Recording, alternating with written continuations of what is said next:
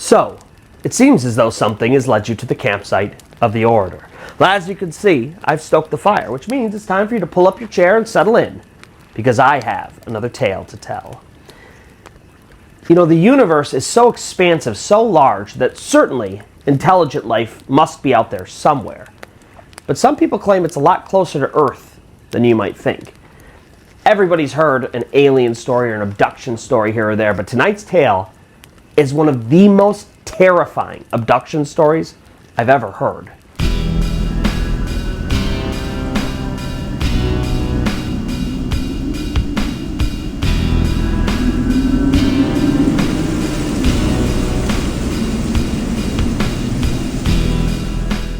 But before we begin, if you found yourself enjoying this kind of content, first-hand, true accounts of the supernatural, paranormal, things that go bump in the night, then allow the spirits to guide your planchette to both the like and subscribe button as well as the notification bell. That way you get notified every time I upload new content, which is twice a week, every Monday and Friday at 8 p.m. Eastern Time. Second, as I stated, all of my stories are true first-hand accounts of the supernatural and paranormal. Today's story comes from us from Redditor AllHasRead01. I will make sure to link that story below. But if you or anybody you know has a story and you think it would fit well on my channel, just reach out to me on any of my social media and we will collect your story and potentially one day feature it here on the Orator. And now, with all of that out of the way, let's get on to today's story. It is a tale that I call The Abduction.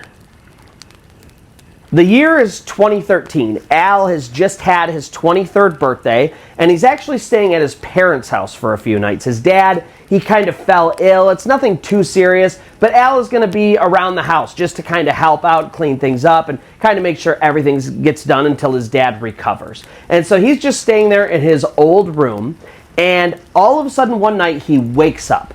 And as soon as he wakes up, he's just sort of laying there in bed, experiencing the sensations of his room. He has a box fan next to him, and he's feeling the breeze for that. He's hearing the hum of the box fan, the white noise that kind of helps to lull him to sleep. And he's just sort of relaxing, trying to get back to bed. And then all of a sudden that sensation happens where he wonders, do I have enough time to sleep before I wake up? Or is it close to morning? How much time do I have? And so he just real quick checks his phone. He looks, it's 3:31 a.m. And so he's pretty relieved. He's excited. He gets to get a lot more sleep.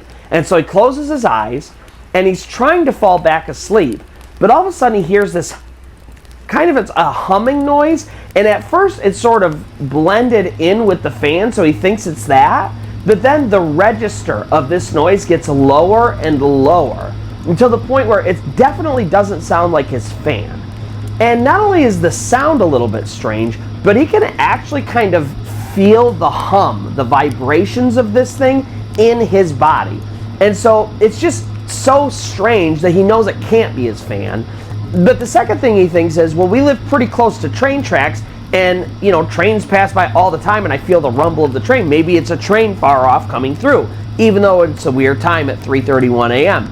And so he waits for a second, and he's kind of experiencing this feeling, and he's trying to justify the fact that it could be the train. But after a couple minutes, he's like, no, that's definitely not a train. So what is it? I mean, what could this thing be? And then all of a sudden, he's kind of waking up as he's sort of trying to figure out what this is. And as he wakes up and turns over, he notices his bedroom door is open. Now, this is especially weird for Al because his bedroom door is literally never open. Whether he's in it or out of it, daytime, nighttime, doesn't matter.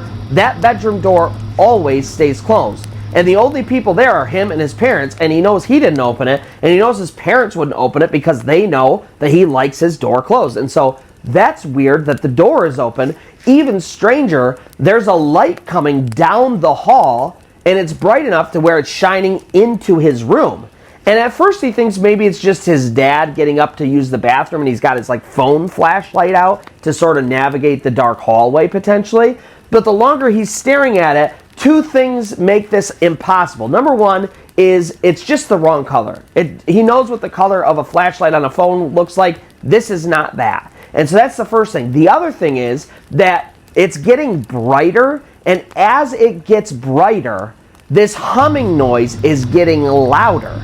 And so all of a sudden, Al goes from thinking that, you know, something a little bit weird is going on and maybe someone's going to the bathroom or something, to a little bit panicked. He changes his mind and thinks maybe somebody's breaking into the house. Maybe that's somebody with like a big flashlight or something like that, and that's why I hear the humming. I don't know, but maybe someone's breaking in. And so all of a sudden Al goes from relaxed to I need to figure out what's going on. And so he goes to sit up and go confront whatever's going on out there, and he realizes for the first time he can't move. Or at least he can't move his main body. He can still move his fingers, he can move his toes, he can move his neck from side to side, his eyes, stuff like that. But it's like someone has taken a ratchet strap and strapped down his chest and his thighs. He can't move his arms, his legs, his chest, none of that kind of stuff. He's stuck in bed. And so, you know, Al, he's got a pretty analytical mind. He said, you know, he's just not the type of person that jumps to conclusions. He's an extreme skeptic when it comes to anything supernatural. And so his immediate thought is, whoa, am I experiencing sleep paralysis? I've heard about sleep paralysis before. I've read about it before. This is a lot of what people say it is. You're literally frozen in place. And so he's contemplating that. Is this potentially sleep paralysis? And as he's thinking about that, and could this be that, all of a sudden the sensation of the pressure between his back and the bed disappears. And he realizes he's slowly floating off the bed. Al wants to take a second to just say he knows how crazy this sounds. He said for years he didn't tell anybody about this. Nobody, because of how insane this sounds. But there he was, floating up above his bed, impossible though it may seem. And then all of a sudden his body turns and he starts to go head first out his bedroom door. And then his head exits the bedroom door. Now how it works is his door is here, and then as soon as you go out of the hallway, if you were to turn and look to the left, so 90 degrees to your left, that's where his parents' room is. And so as soon as he drifts out of the bedroom and into the hallway, he turns and looks into his parents' bedroom, and their door is also open, and they're there on the bed. And so he just starts screaming, "Help me! Please, you gotta wake up! Help me! Something's wrong!" And he's screaming at them as loud as he can. And it's totally silent in the house, so his voice is booming. And not only do they not wake up, they don't move at all. And the longer that Al is staring at his parents, he's realizing that their chests are not even rising and falling. And so he thinks they are dead. He thinks something's killed his parents, and they're killing him too next. And the panic and fear escalate to such a point that his adrenaline takes over, and he literally breaks free of whatever this is that's binding his arms and legs. And he grabs the door frame to his door, and he holds on as if his life depended on it, because he said he really, genuinely thought that it did in that moment. And so he's holding onto the door frame with everything he has. He literally can feel his fingernails biting into the wood and the wood digging into his nails. But this feeling of this pressure pulling him is getting stronger and stronger, and he just can't hold on. He's doing everything he can. He thinks the moment he leaves, that's it. If he leaves this bedroom door, it's the end. And even though he's giving it everything he has and he's trying with all of his heart and his soul to hold on, he is ripped free from the door, and he's slowly floating, pulled down the hallway. And he goes into his kitchen, and his head is now facing the sliding glass door that exits from his kitchen out into their backyard. And as he's kind of floating there, looking at the backyard, he notices that this is where the light source is. Now, in his backyard, there's a big pool right in the center of the yard, and then the whole yard is covered by a 10-foot privacy fence. And smack dab in the middle of this pool, floating above it just a couple feet, is some kind of device. He doesn't even know what it is. It looks like some kind of aircraft, but the bright light is so bright that he actually can't look at it. He said it was like a sun. It was that bright. He said you couldn't look at it or it would blind you. And so he's trying to kind of see what's going on, but everything is just too bright.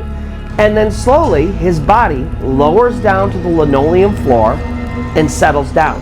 And he remembers that his shirt was pulled up and he felt the cold linoleum press against his back. But there's nothing he can do. He's just stuck on the ground, contemplating what he could possibly do to get out of this situation. And then all of a sudden something steps up next to him. And he looks up at this thing, and this thing is between him and the light, and so the light is coming from all sides of this thing, and he's whatever this creature is completely covered in shadow. And all Al can tell is that this thing has to be at least 8 feet tall. He said his ceiling was about 9 feet tall, and this thing's head was close to the ceiling. Now he's on the floor looking straight up, so his perspective was a little bit skewed and he couldn't tell exactly how tall it was, but he said it was at least 8 feet tall. Like, this thing was crazy tall.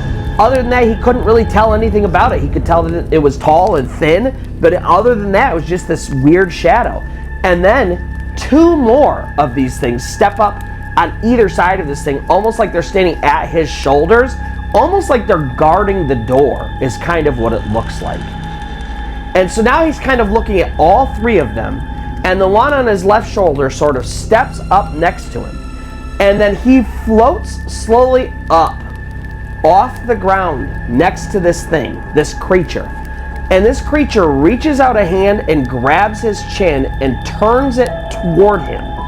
And so now all of a sudden Al can actually see this thing. Now the first thing is that its skin was this dull, disgusting gray, and he said it didn't even really look like human skin. He doesn't know exactly how to describe it.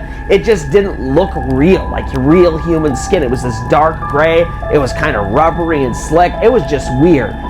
The other thing he noticed, and he said more than anything else, all the crazy stuff that happened that night, this is the one thing he remembers most. When this thing grabbed him, its fingers were these really long, thin fingers. He said they looked almost like spider legs. And they had all of these joints. They were completely segmented, and they were so long, and it grabbed his chin and turns it towards him. And he's holding this alien, this creature from another world is holding some kind of device. And Al said it almost looked like an iPhone that had been completely powered down. It was kind of rectangular, but it had curved edges, and he was just holding almost like a remote control or something like that. And he turns Al's head to face him, and then he does something where he's moving his hands over this device, and then all of a sudden Al goes from, he could move, like I said, his arms and his fingers and stuff like that, but not his torso or his legs. He goes from that to all of a sudden he's stiff as a board. His limbs go completely rigid, and his lungs fill up completely with air. And then they grab him by the shoulders, and they slowly start pushing him out the door. And as panicked as he is, he can't do anything. He can't even breathe or move a finger. And he's just slowly getting pushed out the kitchen door into the backyard towards this craft. And as he's getting pushed closer to it, the light is just brighter and brighter and brighter. And eventually it gets so bright he has to kind of shield his eyes as best he can. And then he wakes up in his bed at 5:45 a.m. He is completely drenched in sweat, and he's got this terrible stomach ache. But he wakes up and he's in his bed. And remember, Al is a super logical person. He just doesn't believe in this stuff.